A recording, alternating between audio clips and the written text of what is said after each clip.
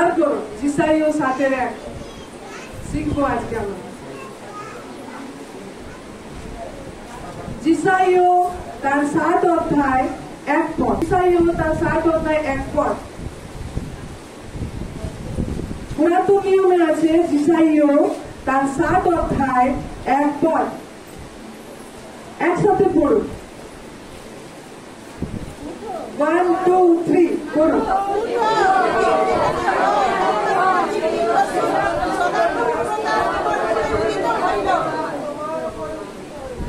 Amen.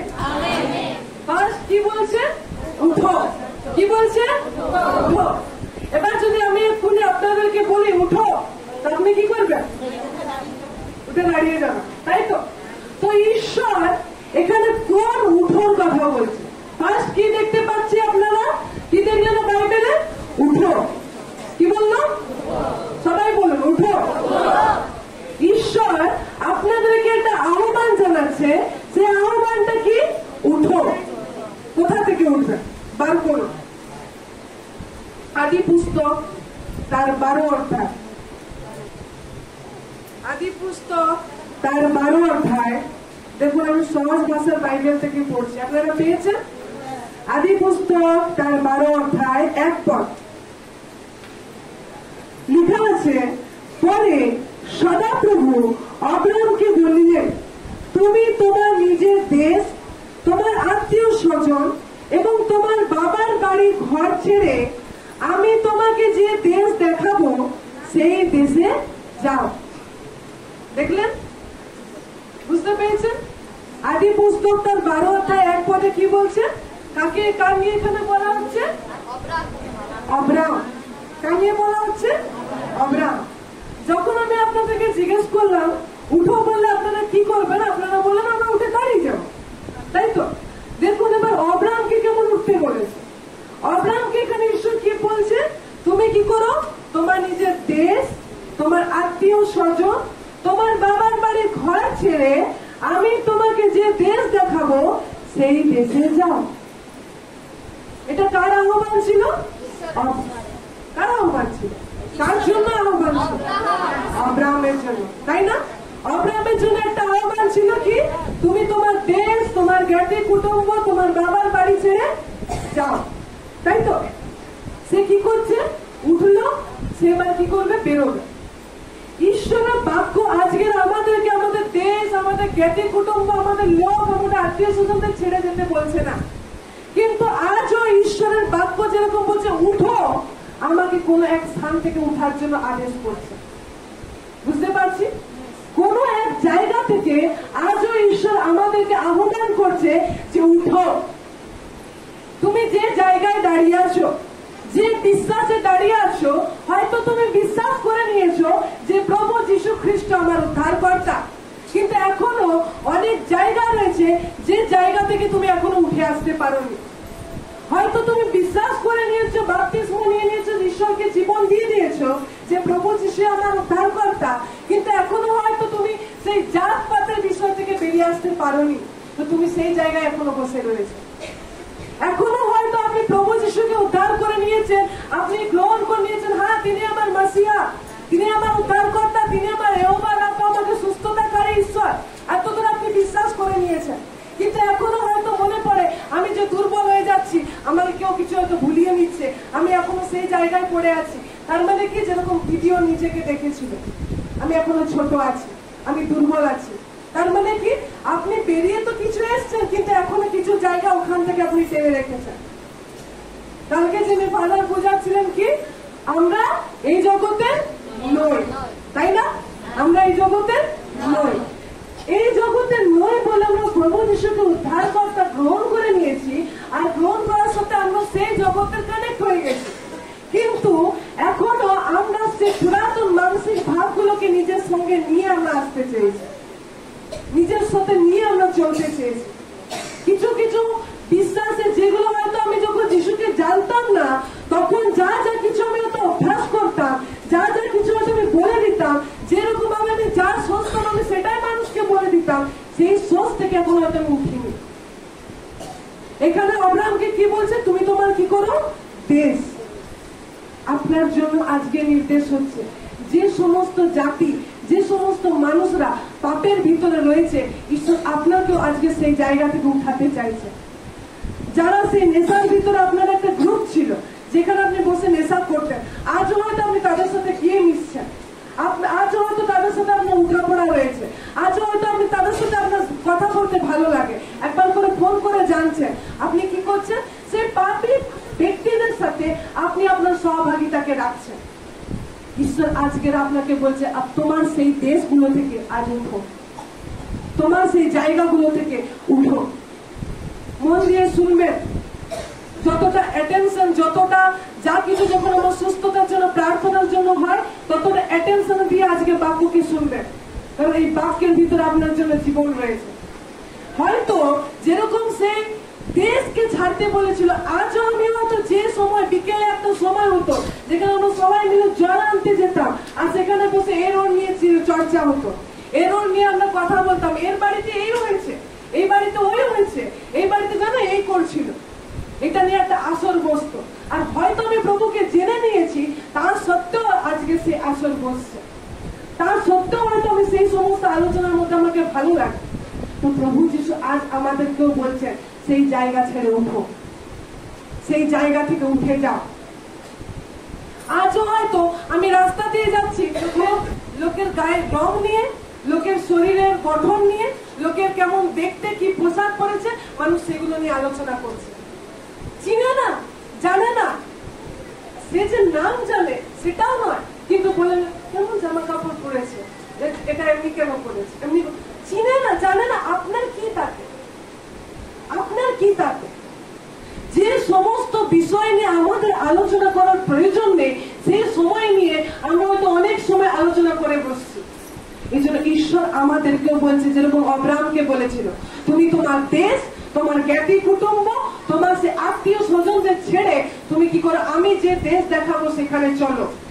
আজও হয়তো ঈশ্বর আমাদের জন্য বলছে, সেই পাপী ব্যক্তি যারা তোমার সাথে আগে জীবন যাপন করছিল, সেই লোকদের ছেড়ে, সেই জায়গাকে ছেড়ে, সেই অভ্যাসগুলোকে ছেড়ে আজও উঠে দাঁড়াও, আজও ওঠো, আজও তোমার জন্য সেই কথা রয়েছে।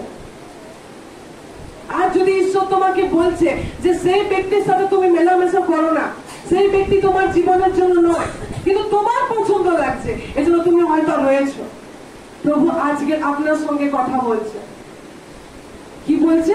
উঠো, হে আমার সন্তান উঠো। প্রভুকে হয়তো আমরা জেনেছি, কিন্তু সেই সমস্ত সোচ থেকে এখন আমরা উঠিনি। তো আজ প্রভু আমাকে আহ্বান করছে যে তুমি ওই জায়গা ছেড়ে উঠো। আপনি আপনার সোচকে বাক্যের সঙ্গে মিলান, যে আমি কি প্রকৃতপক্ষে উঠেছি, আমি কি প্রকৃতপক্ষে সেই জায়গায় দাঁড়িয়েছি, নাকি আমি আমার জায়গায় কমফর্ট হয়ে গেছি, আমি যেটুকু জেনেছি, যেটুকু বুঝেছি, যেটুকু করেছি সেটাই আমার জন্য যথেষ্ট। কিন্তু প্রভু আজ আমাদেরকে নির্দেশ দিচ্ছে, এর থেকে এক উন্নততম জীবন রয়েছে, এর থেকে এক গৌরবময় জীবন রয়েছে, এর থেকে একটা বহুমূল্য জীবন রয়েছে। সেই দিকে তাকাও, সেই দিকে দেখো, সেই দিকে তুমি অনুসরণ করো। এই জন্য আমাদেরকে ফার্স্ট যে বিষয়, ফার্স্ট যে স্টেপ আমাদেরকে নিতে হবে, সেটা কি?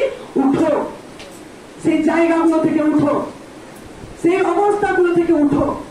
কারণ আমরা যদি না উঠি, সেই জায়গায় থাকি, তারপরের যে বিষয়গুলোকে আমরা দেখতে পাচ্ছি, দীপ্তিমতী হও, তা আমাদের কাছে কষ্টকর হতে পারে, তা আমাদের কাছে কঠিন হতে পারে। এই জন্য প্রভু আমাদেরকে আজ এই আহ্বান করছে। আমার বাক্য হয়তো আজকে খুব মনোরম লাগবে না, কিন্তু এই জায়গা থেকে ছাড়িয়ে দেওয়ার ক্ষমতা রাখে যদি এটা আপনি বিশ্বাস করেন, তাহলে ওইগুলো আপনার জীবনে আজকে লাস্ট দিন হতে পারে যে আপনি সেই জায়গাগুলো ছেড়ে উঠে যাবেন, সেই সমস্ত সোচ থেকে উঠে যাবেন। কাল যেমনি আলোচনা হয়েছিল যে আমরা এই পৃথিবীর নয়, আমরা এই জগতের নয়, কিন্তু আমাদেরকে আলাদা করা হয়েছে। সেই বাক্য আপনি পরিপূর্ণ করবেন এই উঠার মধ্যে থেকে। আর যখন ঈশ্বর দেখবে যে আপনি সেই সমস্ত জায়গা থেকে, সেই পাপ অভ্যাসগুলো থেকে উঠেছেন, ঈশ্বরের পরবর্তী স্টেপ আপনার জন্য রয়েছে, ঈশ্বরের পরবর্তী কার্য আপনার জন্য শুরু হয়ে যাবে। এই জন্য প্রভু আমাদেরকে ফার্স্ট কি বলছে? উঠো। বলুন আপনার পাশের ব্যক্তিকে, উঠো। হালেলুয়া। তা আপনাকে আজকে প্রয়োজন রয়েছে নিজের জীবনের দিকে তাকিয়ে, নিজের জীবনের দিকে তাকিয়ে দেখুন। এখনো যদি আপনার মনে হয় কেউ যদি আসবে, আমি অনেক দিনের আমি তাদের সঙ্গে কথা বলছি যারা 5-6 বছর হয়ে গেছে সে বিশ্বাসী, কিন্তু এখনো মনে করে যে কেউ আমার জন্য কিছু প্রার্থনা করুক তবে কি আমি সুস্থতা হব। কেন আপনি যিশুর নামকে পাননি? আপনি কি ঈশ্বরের বাক্যকে ধ্যান দেওয়া শুরু করছেন না? সেই কমফোর্ট জন্য আপনার আরামদায়ক হয়ে গেছে, সেই কমফোর্ট জন্য আপনি ভালোবেসে ফেলেছেন যে আমাকে কিছু করতে হবে না, কেউ আমার জন্য এসে কিছু করে দিয়েছে, আমাকে প্রার্থনার প্রয়োজন নেই, আমাকে বাক্য জানার প্রয়োজন নেই, কেউ আমার জন্য এসে করে দিয়েছেন, আমি সেখান থেকে উদ্ধার হয়ে যাব। হতে পারে আপনার জীবনে হয়তো আপনি সেই সোচের ভিতরে রয়েছে, যথেষ্ট আমার জন্য, এইটুকুতে তো আমার কাজ হয়ে যাচ্ছে। আমি হয়তো 6 বছর হয়ে গেছে, 7 বছর হয়ে গেছে, 5 বছর হয়ে গেছে আমি প্রভুকে জেনেছি, 4 বছর 3 বছর হয়ে গেছে আমি প্রভুকে জেনেছি। আপনার আর আমার কি দায়িত্ব নেই যে আমি বাক্যকে পড়ি? বাক্য আমি দেখছি আমি একটা অসুস্থতায় ভুগছি, আমি শয়তানের আক্রমণে ভুগছি, আপনি পড়াশোনা না জানতে পারেন, যখন ভাবুন আপনাদের জমির কিছু কাজ থাকে, আমি সবার সঙ্গে কথা বলছি, ভাবুন আপনাদের জমির কিছু কাজ বাজ আছে, আপনি পড়ালেখা জানেন না, তখন আপনি কি করেন? কাউকে দিয়ে পড়ান, হ্যাঁ কি না? কাউকে দিয়ে পড়ান, ঘরে নাতিটাকে দেখেন, বলতে এটা কি বলছে, কেন কেন আপনি এই কাজগুলো করেন? কারণ আপনার কাছে সেটা জরুরি, আপনার কাছে সেটা গুরুত্বপূর্ণ, আপনার কাছে সেটা অনেক যোগ্য, অনেক যথেষ্ট, আপনার প্রয়োজন রয়েছে।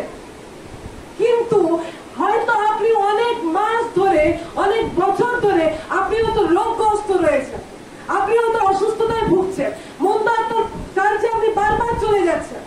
আপনার কি প্রয়োজন নেই প্রভু বা সেই সন্তানের কাছ থেকে, যার কাছে প্রার্থনা আপনি করতে যাচ্ছেন, তার কাছ থেকে জানা কোন বাক্য আমার জন্য জরুরি আছে, আমাকে জানাও, এই বাক্য থেকে আমি শক্তিগুলোকে পাবো, এই বাক্যকে আমি গ্রহণ করবো।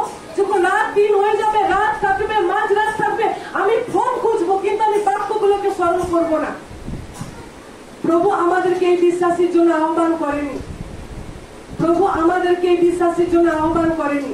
যে সবে সবে জেনেছে, যে এখনো বুঝতে পারেনি, তার জন্য ঠিক আছে, আমার কোনো অসুবিধা নেই।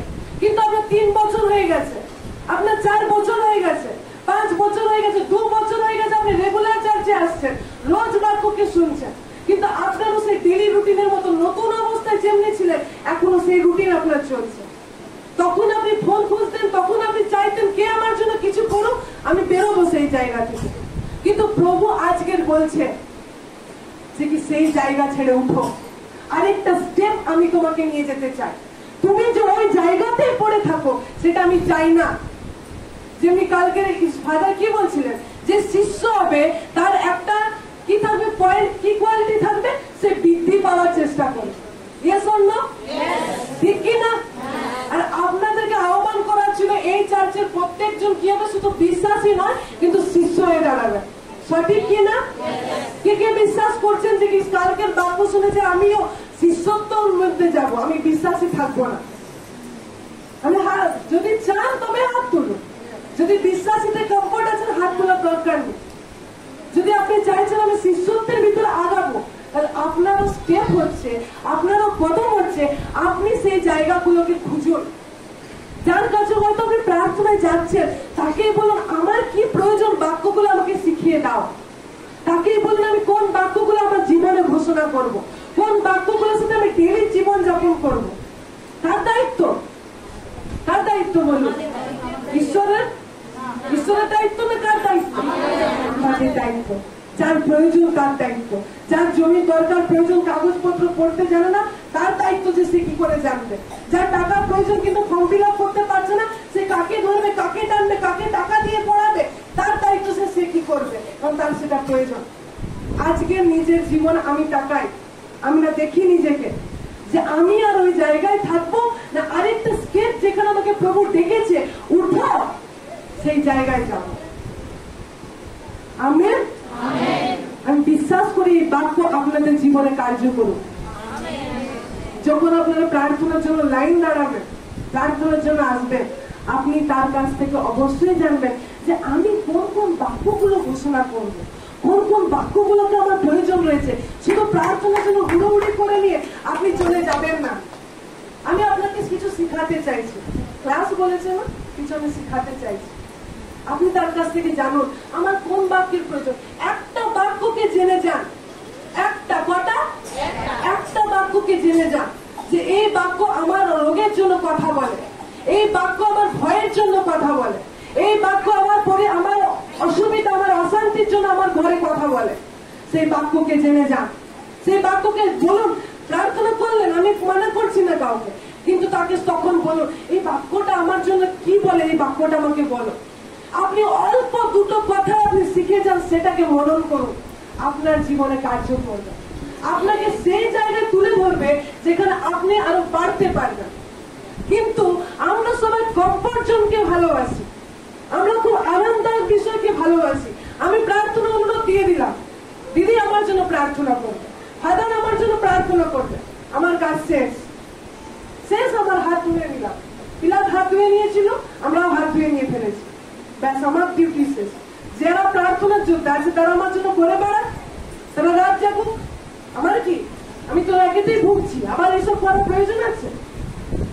আমাদের চিন্তায় আছে, থটে আছে। কিন্তু আমি কি, যে আমি 3 বছর হয়েছি প্রভুকে জেনেছি, আমি 2 বছর টানা আমি ঈশ্বরের ঘরে আসছি, আমি যে ডেলি প্রত্যেক রবিবার আমি ঈশ্বরের লোক থেকে বাক্য শুনছি, আমার কি, আমারও তো কিছু ডিউটি রয়েছে, আমারও তো কিছু কাজ আছে। ওই জায়গা ছেড়ে উঠা কার কাজ? আপনি যদি দিন রাত একটা বিছানায় শুয়ে আছেন, আপনার ঘরের কাজগুলো কি হয়ে যাবে? হ্যালো, আমি প্রশ্ন করছি সবার সাথে, আপনি যদি 10টা অব্দি রাত পুরো সকাল হয়ে গেছে আপনি ঘুমাচ্ছেন, আপনার ঘরের যে বাকি কাজগুলো ছিল সেগুলো কি হয়ে যাবে? আপনি আপনার স্বামীকে বলে দিয়েছেন এই কাজগুলো করে নিবি, আর ও চলে গেছে সকালে, আপনার কাজ হয়ে যাবে? আপনারা অনেক সময় এমনি করে থাকেন, আমরা কাউকে বলে দিই করে নিবি, আমার জন্য প্রার্থনা এটা আছে, আমার করে নিবি, আমার কি, আমি ঘুমিয়ে রইলাম, আমি তো অসুস্থতায় ভুগছি, আমার কাজগুলো কি হয়? আপনারা বলুন, আমি আপনাদের ঘরের ভিতর ঢুকছি, আপনাদের ঘরের সঙ্গে আমি কথা বলছি, আপনার কাজ কি হয়ে যায়? হয় না? যতক্ষণ না আপনি না উঠছেন, যতক্ষণ না সেই বিছানাটা না ছেড়ে নিয়ে আপনি উঠেছেন, ততক্ষণ আপনার ঘরে একটাও কাজ হয় না। আপনি হয়তো রেগে লেগে বলতে পারেন, আমি এই ঘরে না থাকলে কিছুই হয় না, কিন্তু আপনাকেই করতে হবে, ঠিক কি না? আপনার যুদ্ধ, আপনার পরিস্থিতির জন্য আপনাকেই উঠতে হবে। আপনার পরিস্থিতির জন্য কাকে উঠতে হবে? বলুন আমাকে। আমার দুর্বলতার জন্য কাকে উঠতে হবে? আমার পরিস্থিতি পাল্টানোর জন্য কাকে উঠতে হবে? এটা হচ্ছে প্রভুর বিষয়। প্রভু আজকে এত বড় যে লেখা আছে উঠো, এই একটা শব্দের ভিতরে আমার জন্য পুরো জীবনকে তিনি তুলে ধরেছেন। হালেলুয়া। বলুন, আমার পরিস্থিতি বদলানোর জন্য আমি যিশুর নামে উঠবো, আমার পরিস্থিতি ছেড়ে উঠবো। আমেন। তারপরে বিষয় দেখুন, তারপরে কি লেখা আছে বলুন? দীপ্তিমতী হও। কি বলছে? দীপ্তিমতী হও। দেখুন, আরেকটা বিষয় আপনাকে অব্রাহাম থেকে শিখায়। অব্রাহামকে ঈশ্বর কি বললেন? তোমার দেশ, তোমার আত্মীয় স্বজন, তোমার জ্ঞাতি কুটুম্বকে ছেড়ে তুমি কি করো? যাও। 2 পদে দেখুন, তোমার মধ্যে থেকে আমি একটি মহাজাতি সৃষ্টি করব, আমি তোমাকে আশীর্বাদ করব এবং এমন করব যাতে তোমার সুনাম চারিদিকে ছড়িয়ে পড়ে আর তোমার মধ্যে দিয়ে লোক আশীর্বাদ পায়। হালেলুয়া। আমি এই সোচে এসেছি, চাই আমার এই রোগটা, আমার এই যন্ত্রণাটা, আমার এই কষ্টটা থেকে আমি কি করে আশীর্বাদ পাবো। কিন্তু প্রভুর সোচ দেখুন। হ্যালো, শুনছি আমরা? কালকে আমরা আরেকটা বিষয় শিখেছি। দেখুন, আমি যেটা গ্রহণ করেছি সেটা আমার পুষ্টির ভিতর চলে আসছে, বারবার মনে এসে যাচ্ছে। সেগুলো কি বলেছিল কালকে? আমরা বাক্য শুনছিলাম, 2 ধরনের সত্যতা আছে, ঠিক আছে? শুনেছিলাম না? আমি সব কানেক্টে আনছি যেন আপনাদের কোনো বিষয় না ছেড়ে যায়। 2 ধরনের সত্যতা আছে, একটা আপনি যেটা সত্য চিন্তা করছেন আর সেটা রয়েছে, আর একটা ঈশ্বর আপনার জন্য চিন্তা করছে, সেটা হচ্ছে আসল সত্য। সেটা কি? আসল সত্য। আমরা চিন্তা করি আমার পাশে আমার আশপাশটা ঠিকঠাক হয়ে যায়, সবকিছু পরিপূর্ণ হয়ে যায়। এটা আমার সত্য। প্রভুর সত্য কি? প্রভু আব্রাহামকে বললেন উঠো, কিন্তু প্রভু তার সত্যতাকে দেখাচ্ছে।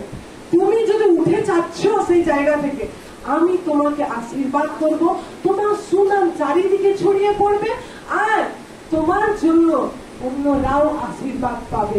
হালেলুয়া। আমি যদি আমার ভিতরেই থাকি, তাহলে আমি আরেকটা যে সত্য রয়েছে, প্রভুর সত্য, সেটা দেখতে পাবো না। কিন্তু প্রভুর যেটা সত্য রয়েছে, আমি যদি সেটা দেখি, তাহলে আমি উঠতেও পারবো, আমি সেখানে পৌঁছাতেও পারবো। হালেলুয়া। যদি আমি এই সত্যকে দেখি, আমি নিজে একা আশীর্বাদ যুক্ত হবো। আচ্ছা, আমার স্বামী এসে আমার মদকে রোজ মারামারি করে, আমি তো ভাবছি এখান থেকে শুধু আমি উদ্ধার পেয়ে যাই।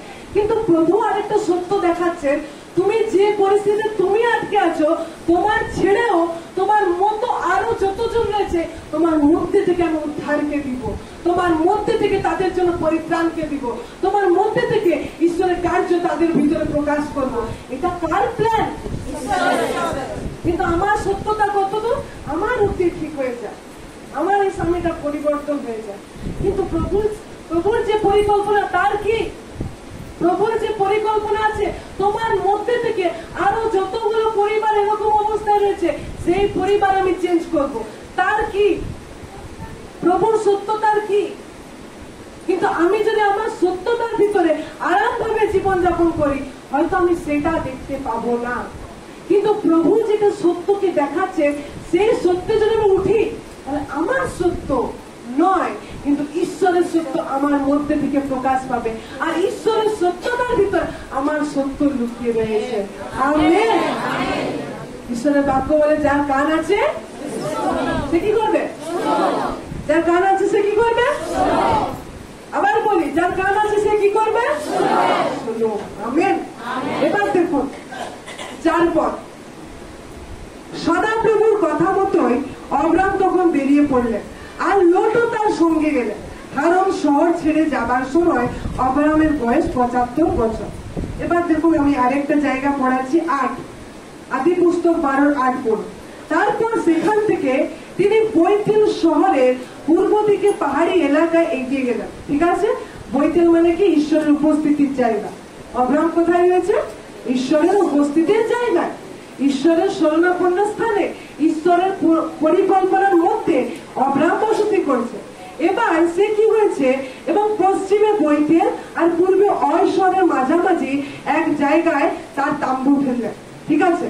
তারপর দেখুন লেখা আছে, সদাপ্রভুর উদ্দেশ্যে সেখানে তিনি একটি বেদিও তৈরি করলেন। দেখুন, ঈশ্বরের উপস্থিতির মধ্যে থেকে ঈশ্বরের সব কাজ কিন্তু আমরা পরিপূর্ণ করছে, এবং সদাপ্রভু তার যোগ্য সম্মান দিলেন।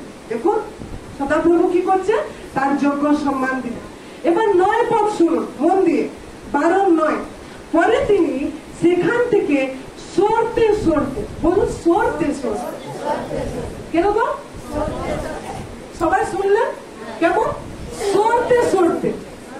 সরতে সরতে মানে কি বুঝলেন? এখানে আমার ফোন রয়েছে, সে একেবারে চলে যাচ্ছে না, সরতে সরতে।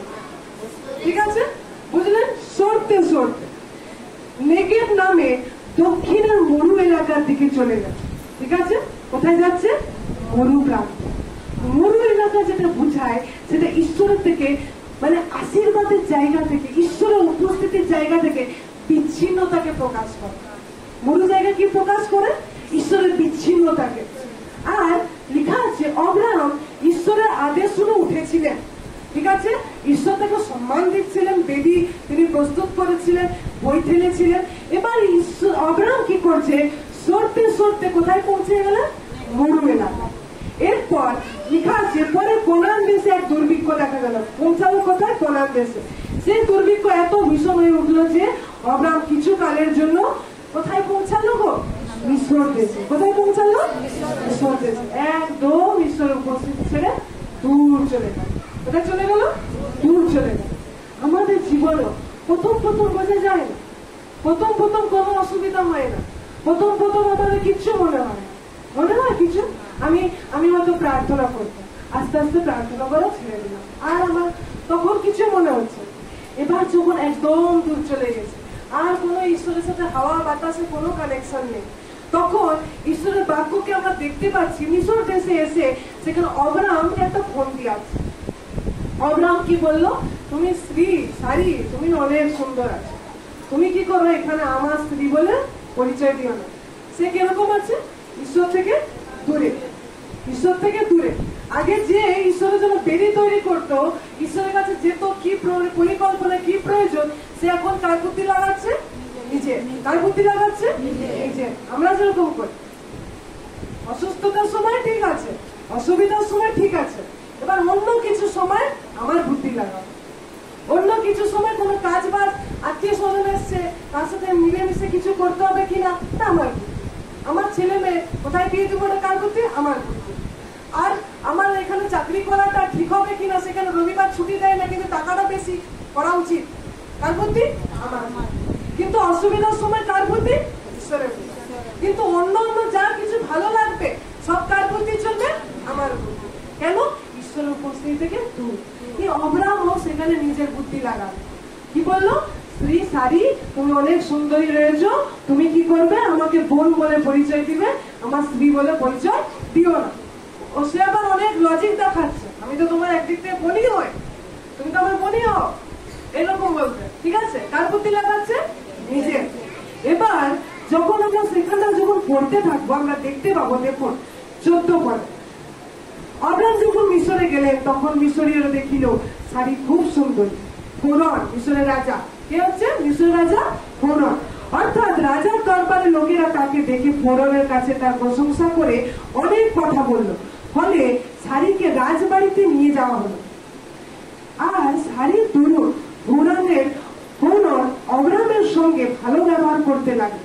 তিনি অব্রাহামকে অনেক ভেড়া, গরু, গাধা, গাধি, উট, দাস, দাসী দিলেন। হালেলুয়া।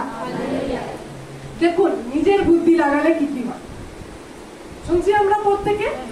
হ্যাঁ, নিজের বুদ্ধি লাগালে কি কি হয়, আমরা যে বেছে নি না এই এই জায়গাগুলোতে আমার বুদ্ধি চলবে। পাঁচটার সাথে পরামর্শ না নিলেও হবে, চার্চের এই সময় না করলেও হবে, এই কাজটা আছে একদিনই তো কি করছি, নিজের বুদ্ধি। আরে প্রত্যেক রবিবার চাই, একদিন এরা চলে এসছে দিলেও চলবে। এরা কি বলছে, একদিন এদের সাথে ঘুরতে যেতে বলছে, কোথায় যেতে বলছে সেখানে যেতে বলছে, একদিনই তো। কার বুদ্ধি লাগাচ্ছি, নিজে। এবার দেখো অব্রাহাম নিজের বুদ্ধি লাগিয়েছে, নিজের বুদ্ধি লাগিয়ে সে মিশর দেশের সামনে কি প্রকাশ করেছে, এ আমার বোন হচ্ছে, এ আমার বোন নয়, আমার বোন হচ্ছে। এই শুনে নিয়ে ফোরন রাজা কি করলেন, তার নিজের রাজ দরবার তাকে নিয়ে এলেন। আর এর পরিবর্তে তাকে কি দিচ্ছে দেখো, মন দিয়ে শোনো। কি দিল, ভেড়া দিল, অনেক ভেড়া দিয়েছে, অনেক গরু দিয়েছে, অনেক গাধা দিয়েছে, অনেক গাড়ি দিয়েছে, অনেক উট দিয়েছে, অনেক দাস দাসী দিয়েছে। সারি কে ছিল, ঈশ্বরের মনোনীত তার নিজ সম্পদ, তার নিজের অংশ, অব্রাহামের নিজের। যদি আপনার নিজের কিছু থাকে আর আপনাকে বাইরের কিছু একটা জাতা জিনিস দিয়ে দেয়, আপনারা পোষাবে? ভাবুন আপনার সোনার অনেক দাম 5,000 টাকা, আর আপনাকে যদি 5 টাকার আমি কুরকুরে, বিস্কুট, চানাচুর অনেক কিছু কিনে নিয়ে দিই আর তোমার সোনাটা নিয়ে যায়, তুমি মানবে? হ্যাঁ, তুমি মানবে? ভাবো আমি তোমাকে একবার চালিয়ে কিনে দিলাম, 1000 টাকা লাগলো আমার, আর তোমার হচ্ছে 10,000 টাকার সোনা আমি তুলে নিয়ে আসি, তুমি মানবে? তুমি হয়তো অভাবে রয়েছো, শোনো বন্ধু, তুমি ভাবো অভাবে রয়েছো, তোমার চাল নেই, আমি বলছি নাও চাল নিয়ে নাও, আমার সব ধনগুলো আমার, তুমি মানবে? বলে আমি দুদিন খিদায় থাকে যে ওটা আমার না, ওটার হিসাবে ওটা হচ্ছে, ওটার হিসাবে কিছু দাও তবে আমি মানতে পারি। এখানে অব্রাহামের, হ্যালো মন দিয়ে শুনবে, এখানে অব্রাহামের নিজ সম্পত্তি, নিজের জিনিস তার স্ত্রীকে সে কি করছে, নিয়ে চলে যাচ্ছে। আর তার পরিবর্তে কি দিচ্ছে, উট, গরু, ভেড়া, ছাগল আর দাস দাসী দিয়ে ভরিয়ে দিচ্ছে। অব্রাহামের পোষাবে? আপনি বলুন, পোষাবে? পোষাবে কি না? অনেক পুরুষরা এই ভেবে নেওয়া একটা গেল আরেকটা আসবে, এমনি না, অব্রাহামের পোষাবে না। পোষাবে কি? পোষাবে না। আমাদের জীবনও যখন আমরা নিজের বুদ্ধিকে কাজে লাগাই, প্রথম অনেক ভালো লাগে, প্রথম সেই ইচ্ছাটা মনে ঠিকই করলাম, ঠিকই হলো আমার জীবন, এই দেখো এই ফায়দাটা পেলাম, এই দেখো আমার এই লাভটা হলো। কিন্তু জানো না শয়তান এর পরিবর্তে তোমার ভিতর থেকে কি অদ্ভুত এবং গৌরবময় বিষয় তোমার থেকে নিয়ে তোমাকে জগতে কিছু অন্ধকারের বিষয় দিয়ে দিল, যা তুমি কোনোদিন পোষাতে পারবে না। হালেলুয়া। এই জন্য ঈশ্বরের বাক্য বলে তোমরা সত্যে, তোমরা চলায়, তোমরা বলায়, তোমরা কার্যে যা কিছু করো, কিসের দ্বারা করো? সেই যিশুর নামে করো। কিসের দ্বারা? যিশুর নামে। আপনার যদি অসুবিধা, রোগ জ্বালার সময় যদি যিশু হয়, আপনার জীবনের প্রত্যেকটা কাজে, আপনার সন্তান থেকে শুরু করে, আপনার স্বামী থেকে শুরু করে প্রত্যেকটা কাজে যিশু ইনভলভ প্রয়োজন রয়েছে। যদি যিশুর ইনভলভমেন্ট নেই, তাহলে হয়তো আপনিও আপনার অনেক মূল্যবান বিষয়কে দিয়ে আপনি এমন কিছু হয়তো লাভ করছেন, এমন ঠুনকো বিষয়গুলো হয়তো লাভ করছেন, আর সে আপনার থেকে কিনলো মহামূল্য বিষয়কে নিয়ে নিল। হালেলুয়া। এজন্য বিশ্বাসীগণ সচেতন হন, কোনটা আপনার জন্য উপযুক্ত সেদিকে তাকান। তারপরে বাক্য কি বলছে? দীপ্তিমতী হও। কি বলছে? দীপ্তিমতী হও, কেননা তোমার দীপ্তি উপস্থিত, সদা প্রভুর প্রতাপ তোমার উপরে উদিত হল। দেখো, লূক লিখিত সুসমাচার তার 2 অধ্যায় 8-9 পদ। লূক লিখিত সুসমাচার তার 2 অধ্যায় পড়ুন, যে পেয়েছেন পড়ুন। সেখানে গ্রামের বাইরে মেষ পালকের রাতে মাঠে তাদের মেষ পাল পাহারা দিচ্ছিল। এমন সময় প্রভুর এক স্বর্গদূত তাদের সামনে উপস্থিত হলে প্রভুর মহিমা চারিদিকে উজ্জ্বল হয়ে দেখা দিল। এই দেখে মেষ পালকেরা খুব ভয় পেয়ে গেল। কোথায় নিয়ে চলে গেলাম জানো? সেই বড়দিনে নিয়ে চলে গেছি। ঠিক আছে, সেই বড়দিনে নিয়ে চলে এসেছি। এখানে যখন যিশুর জন্মের সময়, যিশুর জন্মের সময় কি হচ্ছে? রাখালরা সেই মাঠে কি করছিল? মেষ পাহারা দিচ্ছিল, তারা রাখাল ছিল। তখন সেই সময়ে প্রভুর প্রথম বার্তা, প্রভুর প্রথম সুসমাচার কাদের কাছে পৌঁছালো? সে কাদের কাছে? কাদের কাছে? মেষ পালকদের কাছে পৌঁছালো। এবার ঈশ্বরের বাক্য সেখানে লেখা আছে, প্রভুর একটা দূত সেখানে আসলো, আর প্রভুর প্রতাপ, দেখুন এখানেও লেখা আছে না, সদা প্রভুর প্রতাপ তোমার উপরে উদিত হইল। ইসরায়েল হাতে রাখিয়ে দেখলাম, এখানেও কি বলছে? প্রভুর প্রতাপ তাদের চারিদিকে দেদীপ্যমান হয়ে গেল, তাদের চারিদিকে ছড়িয়ে গেল, আর তাহারা অতিশয় ভীত হইল। মানে যদি আপনারা বাইবেলে যখন প্রতাপ পড়বেন, কি পড়বেন? মনে রাখুন, যারা বাইবেল পড়েন তাদের কাজে রাখবেন। কি পড়বেন? প্রতাপ, তেজ পড়েন না? মহিমা পড়েন তো? এগুলো কি প্রকাশ করে? এগুলো হচ্ছে একই সত্য। কি সত্য? একই সত্য। এদের একই মানে বোঝাচ্ছে যে ঈশ্বরের প্রতাপ তাদের মধ্যে ছড়িয়ে গেল। অনেক জায়গায় লেখা আছে ঈশ্বরের মহিমা ছড়িয়ে গেল, এগুলো একই বিষয়। ঠিক আছে, যখন ঈশ্বরের বাক্য বলছে ঈশ্বরের প্রতাপ উপস্থিত হলো, উদিত হলো, দেদীপ্যমান হলো, মানে কি? ঈশ্বরের সেই জ্যোতি, ঈশ্বরের সেই আলো তাদের মধ্যে ছড়িয়ে গেল। আচ্ছা, যখন আপনি ঘরে লাইট জ্বালান, আপনি কি করছেন? ঘরের লাইট জ্বালান, তখন কি হয়? একটা জায়গায় শুধু এমনি আলো দেয় না ছড়িয়ে যায়? লাইট সবসময় কি যায়? ছড়িয়ে যায়। লাইট কখনো এক জায়গায় থাকতে পারে না, লাইট কি হয়? ছড়িয়ে যায়। এই যে ঈশ্বরের প্রতাপ রয়েছে, এও এক জায়গায় থাকতে পারে না, এই দিন প্রতিদিন বৃদ্ধি পায়। ঈশ্বরের প্রতাপ কি হয়? দিন প্রতিদিন বৃদ্ধি পায়। এটা বৃদ্ধি করার বিষয়। আপনি দেখেছেন ঈশ্বরের অনুগ্রহ লেখা আছে, দেখবেন সমস্ত পত্রের পিছনে লেখা থাকে ঈশ্বরের অনুগ্রহ তোমাদের মধ্যে বর্তুক বৃদ্ধি পাক, লেখা আছে না? দেখবেন ঈশ্বরের অনুগ্রহ সবার মধ্যে আলাদা আলাদা রয়েছে, এক নয়। সেইভাবে ঈশ্বরের গৌরব বৃদ্ধি পায়, বেড়ে। সেটা কি আছে? বৃদ্ধি আছে। ঈশ্বরের বাক্য বলছে যে তোমাদের মধ্যে, সেখানে সেই রাখালদের মধ্যে ঈশ্বরের প্রতাপ কি হয়ে গেছিল? আলোকিত হয়ে গেছিল। কি হয়েছিল? আলোকিত হয়েছিল। তাই তো আমরা দীপ্তির ভিতরে কি বুঝি? কার সাথে লিঙ্ক আছে? আলোর সাথে আছে না? আলোর সাথে আমরা কি দেখতে পাই? লিঙ্ককে দেখতে পাই। তো যদি আপনাকে প্রশ্ন করা হয়, অনেক ধরনের আলো থাকে, তাই না? অনেক ধরনের আলো থাকে কিনা? সবাই কি একই আলো দেয়? কিছু কিছু জিরো পাওয়ারের বাল্ব রয়েছে, তাই না? নাইট বাল্ব গুলো রয়েছে, আর এই লাইটটা রয়েছে, সবাই কি একই আলো দিচ্ছে? একই আলো দিচ্ছে? আপনার ঘরে নাইট বাল্ব দেখেছেন না? হ্যাঁ, অন্ধকার ঘরে আমরা দেখি জ্বালাই, হ্যাঁ, সেটা কয়টুকুনি আলো দেয়? ক্ষীণ, সামান্য, হালকা থাকে। আর ভাবুন একটা আপনি ঘরে আপনার টিউব লাইট জ্বালাবেন, সেটা কি অনেক বেশি। আপনি কোনো হ্যালোজেন লাইট লাগিয়ে, সেটা কি আরো বেশি। এবার আপনি সূর্যের দিকে তাকান, আরো বেশি। তার মানে কি আলোর আমরা ভেরিয়েশন দেখতে পাচ্ছি, আলোর ভাগ দেখতে পাচ্ছি। আলো কি করে পরিবেশকে, আমাদের পরিবেশকে কি করে আলোকময় করে তোলে, আলোকিত করে তোলে। এই জন্য ঈশ্বরের বাক্য আমাদেরকে শিখাচ্ছে আমাদের জীবনে যে আলো রয়েছে তা যেন দিন প্রতিদিন বৃদ্ধি পায়। ঈশ্বরের ইচ্ছা যে আপনাদের জীবনে ঈশ্বরের আলো বৃদ্ধি পায়। ঈশ্বরের কি ইচ্ছা রয়েছে? আলো যেন বৃদ্ধি পায়। আপনাদের যে ঘরে দেখেছেন কখনো কিছু কিছু লাইট থাকে জ্বলছে নিচ্ছে, জ্বলছে নিচ্ছে? কার কার দেখেছেন? কার কাদের সাথে হয়েছে? হয়েছে কি না? কারো ঘরে হয়েছে? যাদের হয়নি তাদের হয়নি না, তারা শুনছেন না।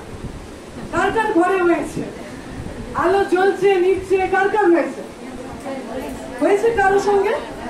টর্চ জ্বালিয়েছেন, টর্চটা ভালো করে হচ্ছে না, একবার ঢুকছেন আবার জ্বালাচ্ছেন, হচ্ছে নিচ্ছে, হচ্ছে, হয় কি না?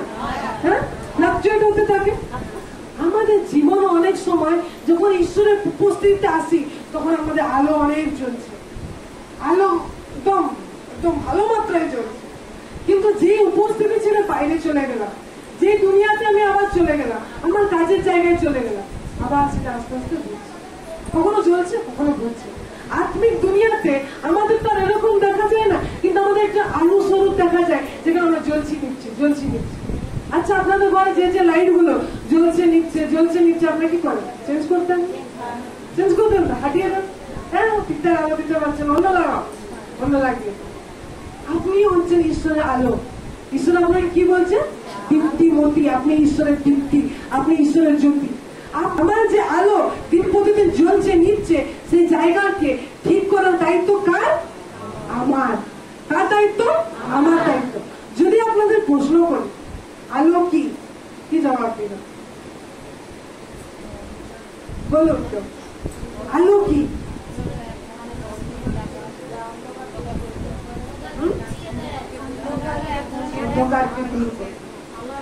আপনাদেরকে বলি, ভাবুন এই ঘরে আপনাকে, আপনি তো এই ঘরে প্রথমে এসছেন, অনেকে আছেন, এই ঘর পুরো এখন অন্ধকার হয়ে গেছে, আকাশ একটাও তারাও জ্বলছে না, এই ঘর পুরো অন্ধকার, অনেক কিছু এই ঘরে আছে। তো আপনাকে এমনি এমনি করে আসতে হবে কিনা? এমন একটা চেয়ার আছে, ঠাস করে লেগে গেল, আপনি করবেন, আপনার অসুবিধা হচ্ছে কিনা? এবার ভাবুন এই জায়গাতে একটা লাইট জ্বালিয়ে দিন, আপনি কি হয়ে গেল? এই জায়গাটা প্রকাশ হয়ে গেল। চেয়ার ছিল, সত্য কি চেয়ার ছিল, কিন্তু আপনার কাছে অন্ধকার ছিল, আপনার জায়গা ছিল। চেয়ার ছিল কিনা? চেয়ার ছিল। চেয়ার যে ছিল না এমন নয়, চেয়ার ছিল, কিন্তু আপনি কি ছিলেন? অন্ধকারের ভিতর ছিল। কিন্তু যখন আলো দেখিয়ে দেওয়া হলো আপনার কাছে সবকিছু পরিষ্কার হয়ে গেল। মানে যদি আলোকে আমরা জানতে চাই, আলো কি? যা প্রকাশ করে। আলো কি করে? প্রকাশ করে। যদি ঈশ্বর আপনাকে দীপ্তি বলছেন তাহলে ভাবুন আপনার কাজটা সবকিছু প্রকাশ করা। সবকিছু প্রকাশ করার দায়িত্ব কার? আমার। সবকিছু প্রকাশে যে আসবে, অন্ধকার একটা জায়গা, অন্ধকার একটা পরিবেশ, অন্ধকার একটা গ্রাম পরিবর্তন হবে কার দ্বারা? কালকে আমরা সাধু সুন্দর সিং এর উদাহরণ শুনছিলাম। ওই পাঞ্জাবে আলো দেওয়ার জায়গা কে ছিল? সাধু সুন্দর সিং, যার আলো তেজময় হয়ে সে জীবন যাপন করছিল। আজ আপনার পাড়া অন্ধকার রয়েছে, আজ আপনার গাঁ অন্ধকার রয়েছে, আজ আপনার পরিবেশ অন্ধকার রয়েছে, আপনার পরিবার অন্ধকার রয়েছে। আলো দেওয়ার প্রকাশ কার? আমাদের। এই জন্য ঈশ্বরের বাক্য আপনাকে অনেক কিছু করতে হবে এমন নয়, কারণ তো ঈশ্বরের বাক্য বলছে তোমার আলোকে জ্বালিয়ে রাখো, তোমার আলোকে কি করো? জ্বালিয়ে রাখো। অন্ধকার দূর করার জন্য অনেক কিছু করার প্রয়োজন নেই। আপনি যদি অন্ধকার দূর করতে চান আপনি কি করবেন? মারামারি করবেন, তরোয়াল চালাবেন, আমি তরোয়াল চালিয়ে অন্ধকার হাতিয়ে দেবো, করবেন? একটা সুইচ দেওয়া হবে, লাইট জ্বালাবেন, অন্ধকার চলে যাবে। আপনাদের জীবনেও যে সমস্ত জায়গাগুলো অন্ধকার দেখতে পাচ্ছেন, সেগুলো হাঁটানোর কি উপায়? নিজের জীবনের ভিতরে যে আলো ঈশ্বর দিয়েছে, সে আলো কোনো বাইরের আলো নয়, কিন্তু সেটা ঈশ্বরের আলো। সেইটাকে ঈশ্বর আমাদেরকে বলছে, দীপ্তিমতী হও, কেননা তোমার দীপ্তি উপস্থিত, তোমার দীপ্তি এসে পড়েছে, তোমার দীপ্তি প্রকাশ পাচ্ছে। তোমার কাজ হচ্ছে তোমার দীপ্তিকে বাড়িয়ে তোলো, তোমার দীপ্তিতে তুমি চলাফেরা করো। তুমি যদি চাইছো আমি রামনগর বদলাবো, তুমি যদি চাইছো রামদা বদলাবো, তুমি যদি চাইছো তোমার গাঁ বদলাবে, ঈশ্বরের বাক্য বলছে তোমার ভিতরে যে দীপ্তি রয়েছে সেটা আলোকিত করো, তোমার ভিতরে যে প্রকাশ রয়েছে ঈশ্বরের প্রকাশ, সেটাকে আলোকিত করো। এই পৃথিবী কিরকম চলবে কোন কনস্টিটিউট আমাকে শুধু জানাবে তাই নয়, কিন্তু ঈশ্বরের বাক্য যে আপনার মধ্যে প্রকাশ হয় সেটা প্রকাশ করুন। একজন যে ব্যভিচারী, সে একটা ল পাওয়ার পরে ব্যভিচার ছাড়বে, যেরকম কাজ করা উচিত নয় এটা নয়, কিন্তু ঈশ্বরের আলো যে আপনার ভিতরে আছে সেটা প্রকাশ করবে যে এইগুলো করা ঠিক নয়। সে কি করবে? আলো হয়ে এই অন্ধকারের কাজগুলোকে লুপ্ত করবে। আলো কি করবে? অন্ধকারের কাজগুলোকে মুক্ত করবে। এই জন্য ঈশ্বর আমাদেরকে তার বাক্যের ভিতর থেকে শিখাচ্ছে যে আলো তার পরিবেশকে কি করে? আলোকিত করে। আলো সর্বদা ছড়ায়, আলো কি করে? প্রকাশ দেয়। এবার প্রশ্ন হলো, কিভাবে নিজের আলোকে বাড়াবেন, তাই কি না? আমি যে কি বললাম, এই যে জগতের অন্ধকার রয়েছে, এই অন্ধকার থেকে নিজের আলো বৃদ্ধি করা যায়, ঈশ্বরের প্রতাপ বৃদ্ধি করা যায়। কিভাবে নিজের আলোকে বাড়াবেন? কিভাবে নিজের আলো দিন প্রতিদিন উজ্জ্বল রাখবেন? আরেকটা ঈশ্বরের ইচ্ছা কি? এই আলো কিভাবে ধরে রাখবেন? আলো কিভাবে ধরে রাখবেন? আপনি চার্চে খুব দীপ্তিময় আর আপনি বাইরে খুব অন্ধকারময়, এমন জীবন আপনার না হোক। ঈশ্বর চায় আপনার দীপ্তি যেমন চার্চে দিন প্রতিদিন, ঈশ্বরের বাক্য বলে দিন প্রতিদিন যেন ভোরবেলা থাকে। ভোরবেলা সূর্যের আলো, সূর্যের তেজ কত থাকে? সামান্য, আমাদের আরাম লাগে, কিন্তু দুপুর 12টা যখন হয়ে যায় তখন আপনার আরাম লাগে? সেই তেজ আর সহ্য করা যায়? করা যায় না। ঈশ্বরের বাক্য বলছে তোমার দিন, তুমি যত ঈশ্বরকে জানবে তোমার আলো কমে যাবে না, কিন্তু যত ঈশ্বরকে জানবে, যত দিন তোমার পার হবে, তোমার দীপ্তি আরো তেজময় হবে। তোমার দীপ্তি কি হবে? আরো তেজময় হবে, আরো বৃদ্ধি পাবে। কার কথা এটা? ঈশ্বরের কথা। দেখবেন এই পৃথিবীতে অনেক ধরনের আলো রয়েছে। কি রয়েছে? অনেক ধরনের আলো রয়েছে। আপনার এই দুই চোখ সব আলোকে যেন ধরতে পারে না। আপনার এই দুই চোখ সমস্ত আলোকে ক্যাপচার করতে পারে না। আপনি সব আলো দেখতে পারেন না। যদি আপনি পড়েন, সায়েন্সে যদি পড়েন, তো দেখতে পাবেন আলো হচ্ছে একটা তরঙ্গের মতো। তরঙ্গ, আপনার চোখে দৃষ্টি শক্তিতে যতটা তরঙ্গ আপনি ধরতে পারেন, আপনি ততটা আলোয় দেখতে পাবেন। কিন্তু অনেক আলো দেখা যায় না। আপনি কখনো ওয়াইফাই দেখেছেন? দেখবেন যে বক্স গুলো থাকে, যেখান থেকে আমরা ইন্টারনেট কানেক্ট করি, কিন্তু সেখান থেকে একটা আলো বেরোয়, কিন্তু সে আলো কি দেখা যায়? আচ্ছা সেটা জানো, আপনি এক্স রে করতে দেখেছেন? এক্স রে, কিন্তু সেই রেটা, সেই আলোটা কি আপনি দেখতে পান? আপনার এই দুই চোখ কি দেখতে পারে? দেখতে পারে। তার মানে পৃথিবীতে অনেক প্রকারের আলো রয়েছে, অনেক প্রকারের জ্যোতি রয়েছে, যে জ্যোতি হয়তো আপনার এই দুই চক্ষুতে ক্যাপচার করে না। দুই চোখে আপনার এই জ্যোতি ক্যাপচার করে না। ভাবুন, আপনি দেখবেন যখন রিমোট দিয়ে চালান, দেখবেন সেখান থেকে একটা আলো বেরোয়, বেরোয় না? সেটা তারা কি করছে? কাজ করছে। সেটা কি আপনি দেখতে পাচ্ছেন আপনার চক্ষুতে? সে আলোটা কিরকম যাচ্ছে? কারণ আপনার চোখে সেটা দেখা সম্ভব নয়। ঈশ্বরের বাক্য বলছে আমার বাক্য হচ্ছে জ্যোতি। ঈশ্বরের বাক্য কি? জ্যোতি।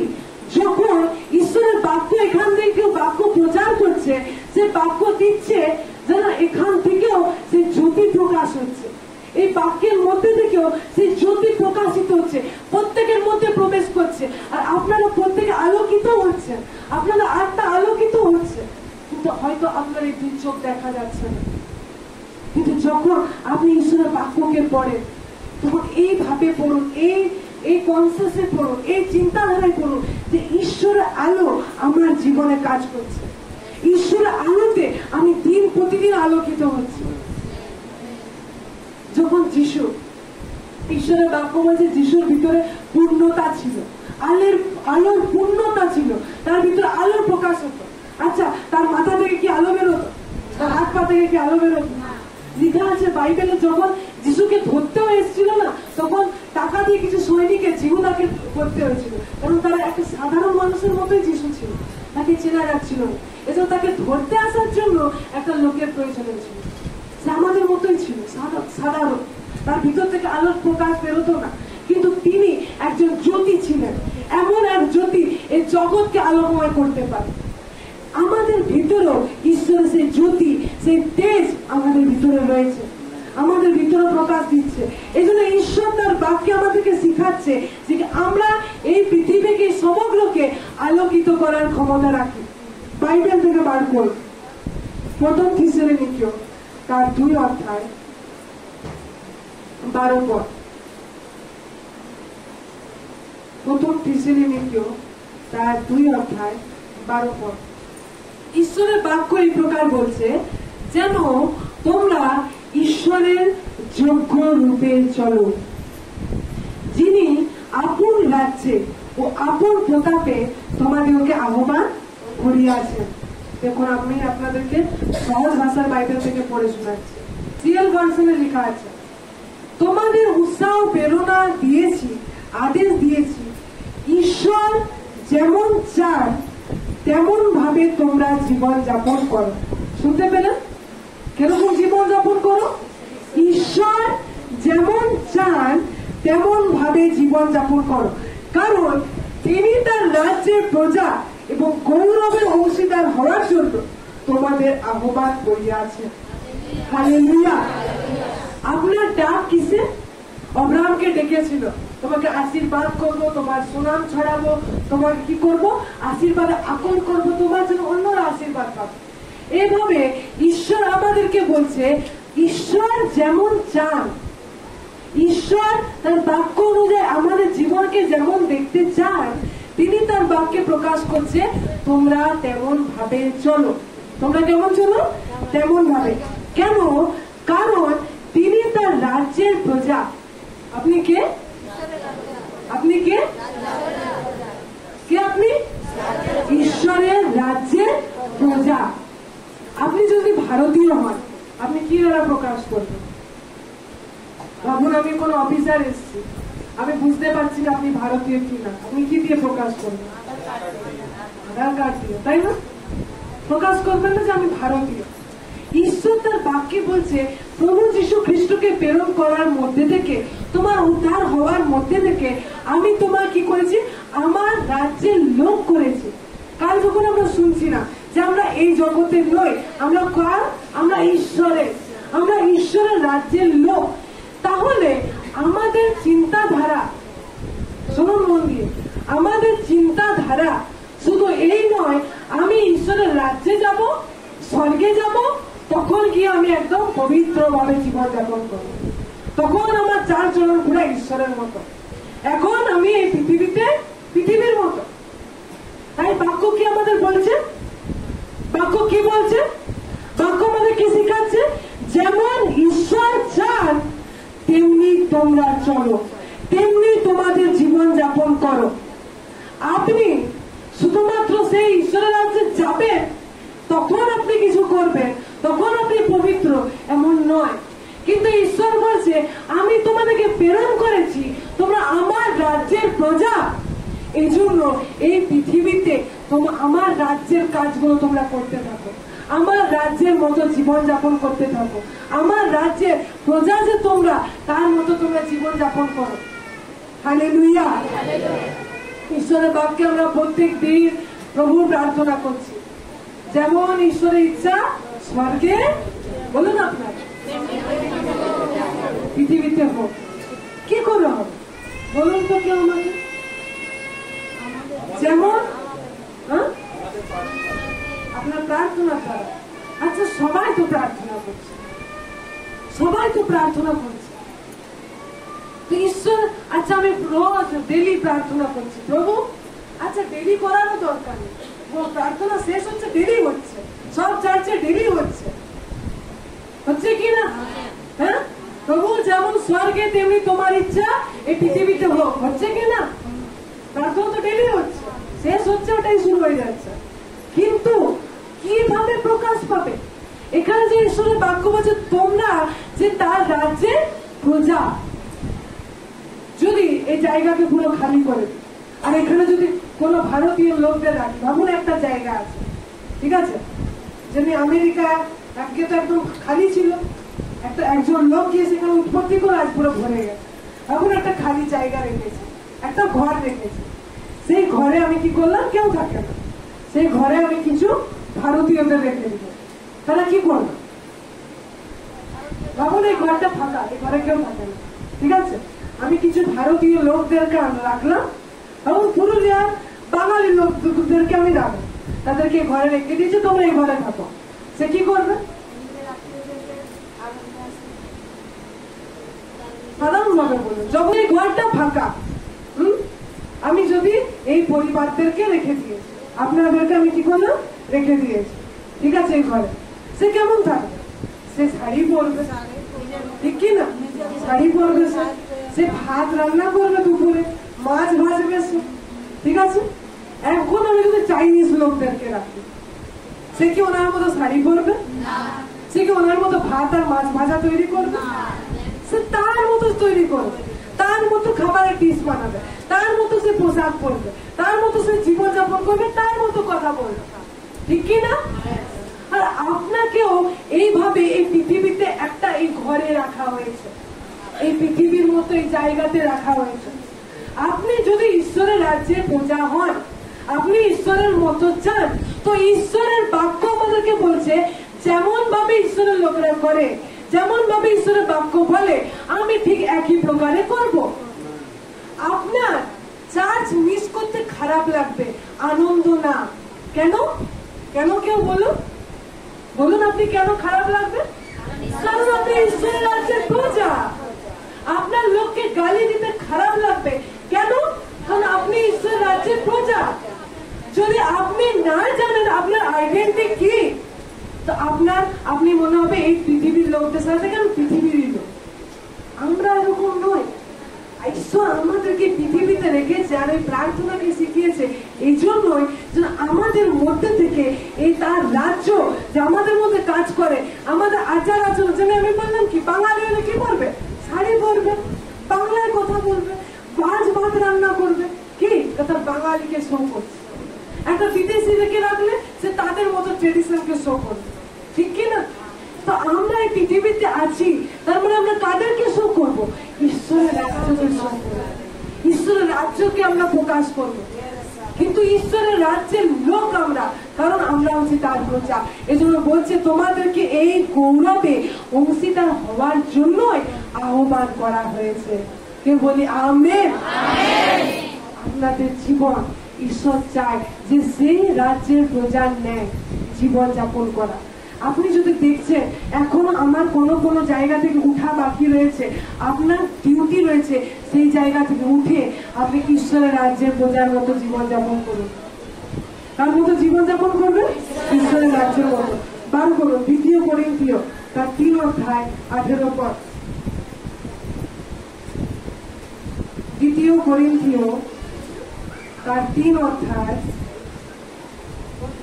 18 পদ করুন। কিন্তু আমরা সকলে অনাবৃত মুখে প্রভুর তেজ দর্পণের ন্যায় প্রতিফলিত করিতে করিতে তেজ হইতে তেজ পর্যন্ত যেমন প্রভু হইতে আত্মা হইয়া থাকে, তেমনি সেই মূর্তিকে স্বরূপান্তরিত কৃত হইতেছি। আমেন।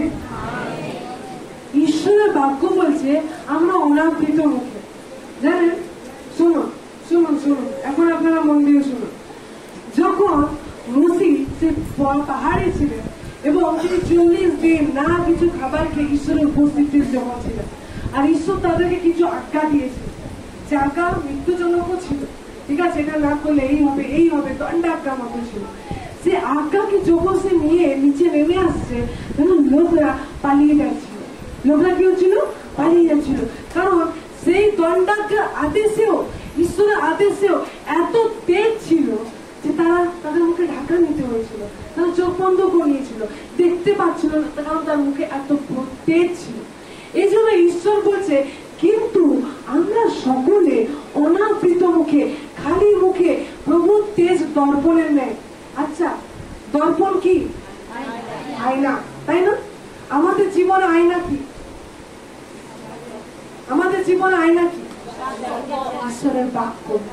ঈশ্বরের বাক্য কি বলুন? ঈশ্বরের বাক্য কি? আমাদের জীবন আয়না। এই জন্য ঈশ্বরের বাক্য বলছে, যখন তোমরা প্রভুর তেজ মানে ঈশ্বরের সেই বাক্যকে দেখছো, বাক্যকে পড়ছো, বাক্যকে ধ্যান করছো, তখন বলছে তোমাদের তেজ যা ঈশ্বরের বাক্যের ভিতর যে লাইট রয়েছে, সেই লাইটে প্রকাশিত হচ্ছে, সেই লাইটে চেঞ্জ হচ্ছে, সেই লাইটে দিন প্রতিদিন ট্রান্সফর্ম হচ্ছে। এই জন্য যখন আপনি প্রভুর বাক্যকে পড়েন, প্রভুর বাক্যকে ধ্যান করেন, শুনেন, তখন ঈশ্বরের তেজ আপনার ভিতরে কাজ করছে, ঈশ্বরের তেজ আপনার ভিতরে কার্য করছে। এই জন্য বলছে তেজ হইতে তেজ পর্যন্ত, মানে কি? তার তেজ বৃদ্ধি করা যায়। যত আপনি ঈশ্বরের বাক্যের উপস্থিতিতে তার বাক্যকে পরিচালনা করে নিজের জীবনকে চালনা করছেন, আপনি ঈশ্বরের তেজে প্রকাশিত হয়েছে। যদি এর উল্টো, এবার উল্টোটা চিন্তা করি, যত আপনি ঈশ্বরের বাক্য থেকে দূরে যাচ্ছেন, তত কার আলো প্রকাশিত হয়েছে? জগতের আলো। কার আলো? জগতের আলো। এই পৃথিবীর অনেক আলো রয়েছে, আর ঈশ্বরের আলো রয়েছে। আপনি কোন আলোতে চলাফেরা করছেন, কোন সত্যে আপনি চলাফেরা করছেন, কোন চিন্তাধারা, কোন সত্যতার ভিতরে চলাফেরা করছেন। আপনি যদি আপনার কমফোর্টকে যেরকম একটা জগতের লোক ভাবে, এই সময় আমার অনেক রোজগার হতো, এই সময় আমার এই হতো, এই সময় এটা না করলে হতো না, এই সময় এটা করলে হতো, কার আলোতে চলছে? জগতের আলোতে। আপনি কোনো না কোনো আলোতে চলছেন, নাই আপনি প্রভুর তেজ দর্পণে আলোতে আলোকিত হচ্ছে, নাই আপনি জগতের আলোতে আলোকিত হচ্ছে। আর ঈশ্বরের বাক্য আপনাদেরকে শিখাক, জানাক, যখন আপনি প্রভুর বাক্য ছাড়া অন্য যা কিছু দেখছেন, যা কিছু শুনছেন, যা কিছু করছেন, যেন সব কিছু শয়তানকে আপনি জায়গা করে দিচ্ছেন আপনার জীবনে আসার জন্য, শয়তানকে আপনি চান্স দিচ্ছেন সে কার্য করার জন্য। আপনি প্রভুর বাক্য ছাড়া, প্রভুর বাক্যকে আমাকে এটা কখনো দেখায়? প্রভুর বাক্যে কি কখনো এরকম উল্লেখ রয়েছে? আর আমি যদি সেটাকে বিশ্বাস করছি, সেটা ভালো হতে পারে। শুনুন, মন দিয়ে শুনে রাখি, সেটা ভালো হতে পারে, সেটা আপনার নিয়ত কখনো খারাপ বলছে না, কখনো খারাপ মনে হচ্ছে না, আপনার মধ্যে তো সব ভালোই হচ্ছে, কিন্তু সেটা প্রভুর বাক্যের দর্পণে আছে কিনা, প্রভুর বাক্যের আয়না থেকে প্রতিফলিত হচ্ছে কিনা, তার দেখার ডিউটি কার? আমাদের। আর যদি তার দেখার ডিউটির বদলে অন্য আলোতে চলছি, আমি জগতের আলোতে চলছি, জগতের আলোতে চলাফেরা করছি। এই জন্য ঈশ্বরের বাক্য বলছে, সেই তেজে থেকে তেজময় হতে তুমি প্রভুতে স্বরূপান্তরিত হও, প্রভুর স্বরূপে তুমি চিন্তাধারা করো, প্রভুর কার্যে তুমি চিন্তাধারা করো। যেন অনেক প্রকারের ব্যক্তি রয়েছে, একটা কথা হয়তো আমি বললাম, একটা কথা হয়তো আমি কিছু বললাম, সে হয়তো ভালো নিতে পারে, সে খারাপ নিতে পারে, সে ভালোভাবে গ্রহণ করতে পারে, সে খারাপ ভাবে গ্রহণ করতে পারে, সে সেটা কোন ভাবে দিচ্ছে। আপনি হয়তো মেসেজ কাউকে টেক্সট করলেন যে ভালো আছিস, যদি সে কোশ্চেন মার্কও ভাবতে পারে, আর সে সেটা ভাবতে পারে সে বলছি সেটাও ভাবতে পারে, ঠিক কি না? একইভাবে প্রভুর বাক্যকে যদি আমি প্রভুর আলোর বাদ দিয়ে আমি অন্য কোনো জায়গায় সময় দিচ্ছি, তো আপনার ভিতরে ঈশ্বরের আলো থেকে জগতের আলো বেশি তেজময় হচ্ছে। যদি আপনি ঈশ্বরের বাক্য থেকে বেশি হয়তো আপনি অন্য কিছুতে সময় দিচ্ছেন, হয়তো বাক্য প্রচারই শুনছেন, হয়তো আপনি ইউটিউবে কারো প্রচার লাগিয়েছেন, কিন্তু আপনার বাক্যের পড়ার থেকে, বাক্যের সাথে সম্পর্ক থেকে ওটা যদি বেশি হচ্ছে, আপনি কোন তেজকে তুচ্ছ করছেন আর কোনটাকে বেশি গ্রহণ করছেন? আপনার ঈশ্বরের বাক্যের সাথে কোনো সম্পর্ক নেই, আপনি পড়তে পারেন, সম্পর্ক নেই, কিন্তু আপনি অনেক কিছু চালিয়ে যাচ্ছেন, এটার পর এটা, এটার পর এটা, এটার পর এটা চলছে। প্রভু চাইছে কোন তেজকে আমি দেখতে ভালোবাসি, যেটা ঈশ্বরের বাক্য আমার জন্য বলছে, সেটার লালাই তো কি আমি রয়েছি, না আমি অন্য জায়গায় আমার আনন্দকে খুঁজে বেড়াচ্ছি। হয়তো আপনি ঈশ্বরের বাক্য ছেড়ে আপনি কি করলেন, অন্য জায়গায় কিছু এন্টারটেনমেন্টের জায়গা লাগালেন, এটা চালালেন, এই গানটা শুনলেন, এটা করলেন। খ্রিস্টানরা সব গান শোনার নয়, সব সিনেমা দেখার নয়, সব কিছু গ্রহণ করে নেওয়ার নয়, সব যেটা হচ্ছে সেতে হাত দিয়ে দেওয়ার নয়। কারণ আমাদের এই প্রাণ অনেক বহুমূল্য হচ্ছে। আপনি যা কিছু গ্রহণ করছেন, বাহ্যিক দিক থেকে যা কিছু হাতড়াচ্ছেন, সবকিছু আপনার ভিতরে এক্সেস নিচ্ছে। সবকিছু আপনার আপনার যে প্রাণটা রয়েছে না, সেটা আত্মার একটা দরজা। কি রয়েছে? আত্মার দরজা। আপনি আপনার প্রাণের ভিতরে যা কিছু গ্রহণ করছেন, সেটা কি করছেন? আপনার আত্মার ভিতরে সেটাকে আপনি প্রবেশ করাচ্ছেন, সেটা আপনার আত্মার ভিতরে কি করছেন? গ্রহণ করাচ্ছেন। এই জন্য ঈশ্বরের বাক্য আমাদেরকে শিখাচ্ছে যে আমি কোন বিষয়কে গ্রহণ করব। আপনার হয়তো বয়স এখন হয়তো 50 হয়ে গেছে, আর আপনি 20 বছর আগে কে আপনার সাথে ঝগড়া করেছিল, সেটাকে আপনার প্রাণে এক্সেস নিয়ে নিয়েছে, আর আপনি তার ক্ষমা করছেন না। আপনি কি করছেন? সেটা আপনার গ্রহণ করার নয়, সেই জগতের আলোকে আপনি গ্রহণ করে জীবন যাপন করছেন, সেই জগতের আলোকে আপনি কি করছেন? প্রকাশ করছেন। এই জন্য ঈশ্বরের বাক্য আমাদেরকে শিখাচ্ছে যে তার তেজে তুমি তেজময় হও, তার গৌরবে তুমি গৌরবান্বিত হও, তার শক্তিতে তুমি শক্তিশালী হও। আপনি কি বোঝেন না?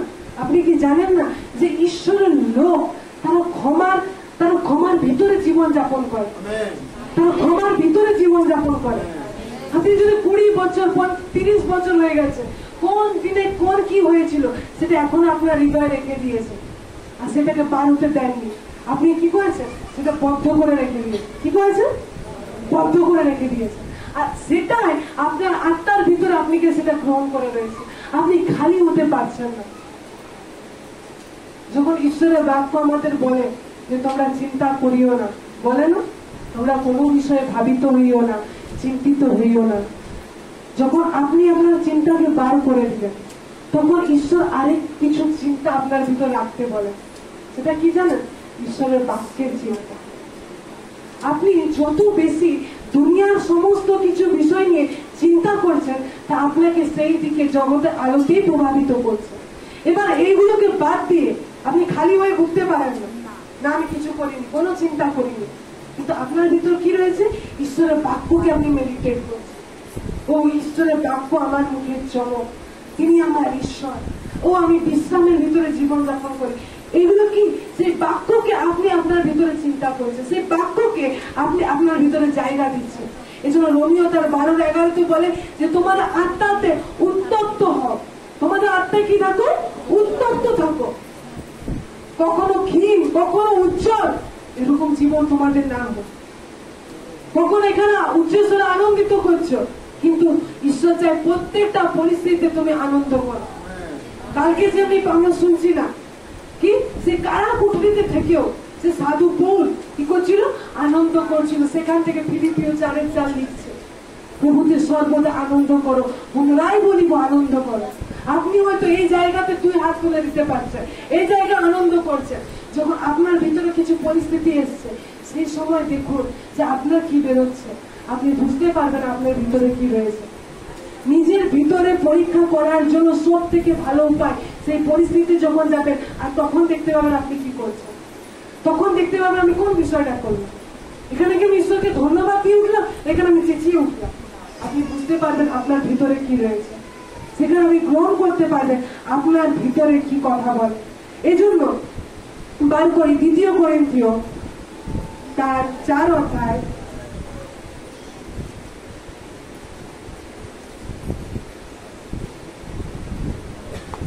3-4 পদ। 2 করিন্থীয় তার 4 অধ্যায় 3-4 পদ। কিন্তু আমাদের সুসমাচার যদি আবৃত থাকে, তবে যাহারা বিনাশ পাইতেছে তাহাদেরই কাছে আবৃত থাকে।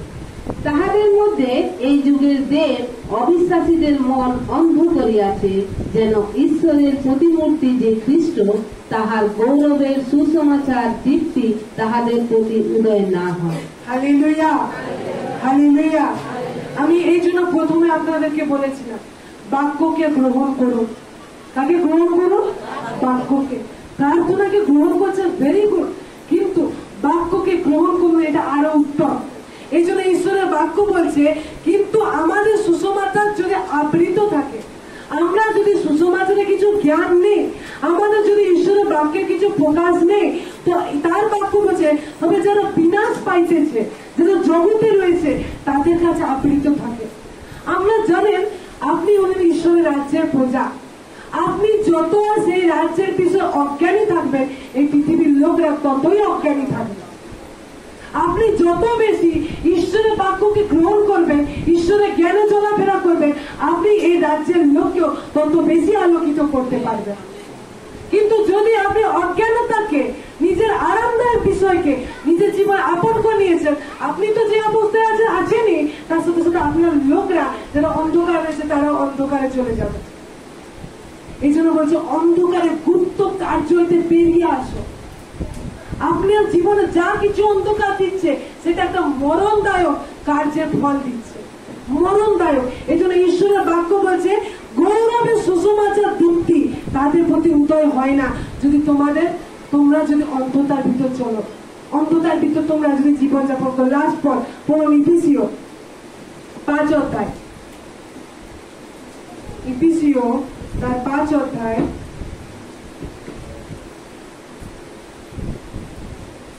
8 পদ। আমি পড়ছি, শুনুন আপনারা, আমি পড়ছি। ইফিসীয় তার 5 অধ্যায় 8 পদে লেখা আছে, কারণ তোমরা এক সময়ে অন্ধকার ছিলে। কি ছিলে?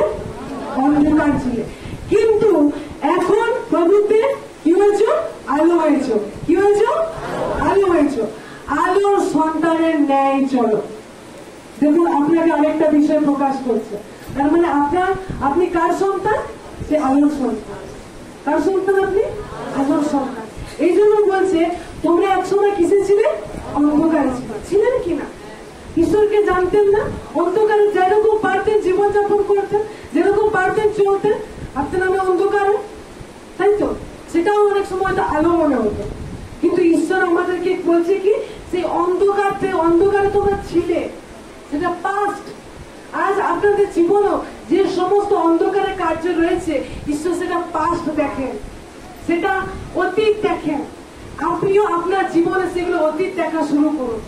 আপনি যদি আগে আপনার বউকে যা পারতেন বলতেন, গায়ে হাত তুলে দিতেন, সেটা পাস্ট, সেটা অতীত। এখন আপনার ওটা সময় নয়, সেটা আপনার জীবনের নয়। আগে আপনি ব্যভিচারের ভিতর ছিলেন, কিন্তু এখন ঈশ্বরটা বলছে, তুমি আগে ব্যভিচারে ছিলে, তুমি আগে নেশারি ছিলে, তুমি আগে পরিচর্যাকারী ছিলে। নিজেকে সেরকম দেখা শুরু করুন। আগে আপনি ছিলেন, কিন্তু এখন নন। এখন আপনি ঈশ্বরের রাজ্যের প্রজা, এখন আপনি দীপ্তির সন্তান। এজন্য দীপ্তির ন্যায় চলো। এজন্য ঈশ্বরের বাক্য বলছে, লেখা আছে, কেননা সর্বপ্রকার মঙ্গল ভাবে ধার্মিকতায় সত্যের দীপ্তির ফল হয়। তার মানে আলো কি কি ফল দেয়? আলো ফল দেয় মঙ্গল ভাব। আপনার ভাবনা কি? হ্যালো, মন দিয়ে শুনি, আপনার ভাবনা কি? আপনার চিন্তাধারা কি? সেটা কি মঙ্গলের? আপনি কোন বিষয়ে যে চিন্তা করছেন, সেটা কি মঙ্গলের? তাহলে আপনাকে ঈশ্বর বলছে সেই দীপ্তির ফল, সেটা আপনি যে দীপ্তি, তার ফল প্রকাশ করছেন। তারপর বলছে ধার্মিকতায় সত্যে, এগুলো কি? আলোর ফল। আলো যেমনি আলোকিত করছে, এই জায়গাকে আলো করে দিচ্ছে। এখানে যদি হলুদ লাইট জ্বলতো, হলুদ হয়ে যেত, হতো না? তো সেই প্রকারে আপনি যে দীপ্তি, আপনার ফল কি দিবে? সমস্ত মঙ্গল ভাব। আপনার ভাবনা, আপনার চিন্তা কি? সেগুলো মঙ্গলে। আপনার চলার পথ কি? ধার্মিকতা। আপনার কথা বলা কি? সত্যের। আপনার জীবন যাপন কি? ঈশ্বরের বাক্যের। তারপর বলছে প্রভুর প্রীতিজনক কি, তাহা পরীক্ষা করো। আপনি কি দেখেন আপনার জীবনে? আমি যে এখানে বসছি, এটা কি আমি এই কাজটা এখন করছি, এইভাবে আমি কথাবার্তা বলছি, আমি এরকম চলাফেরা করছি, যেমন পারে জীবন যাপন করছি, আমার ঈশ্বরের সাথে সম্পর্ক নেই, এটা কি প্রভুর প্রীতিজনক? এটা কি আপনি পরীক্ষা করেছেন? এটা কি আপনি পরীক্ষা করেছেন? মানুষ যখন ভুল করে তখন বুঝতে পারে আমি কি করলাম, কিন্তু নিজের ইচ্ছা ইচ্ছাকে আগে সে গ্রহণ করবে, তারপর সে অসহায় হয়ে যায়, আমি এখান থেকে কি করে বেরোবো।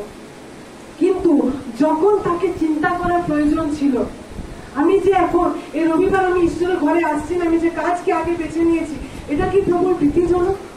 এই সময় প্রার্থনা দিতাম, এখন আমি প্রার্থনা দিচ্ছি না, এটা কি প্রভুর ভীতিজনক? আমি এইভাবে কথা বলছি, এটা কি ঈশ্বরের ভীতিজনক? এটা ঈশ্বর কি বলছে, পরীক্ষা করো, আর অন্ধকারে ফলহীন কর্ম সকলে সহভাগী হইও না, বরং সেগুলি দোষ দেখাইয়া দাও। দেখুন আমি সহজ ভাষা থেকে এই 11 পদকে পড়ছি, আপনার বুঝতে সুবিধা হবে। দেখুন বিসিবি ভার্সন থেকে, বাংলা সমকালীন সংস্করণে লেখা আছে, অন্ধকারে নিষ্ফল কার্যকলাপের সঙ্গে জড়িত হওয়া না। শুনছেন আপনি?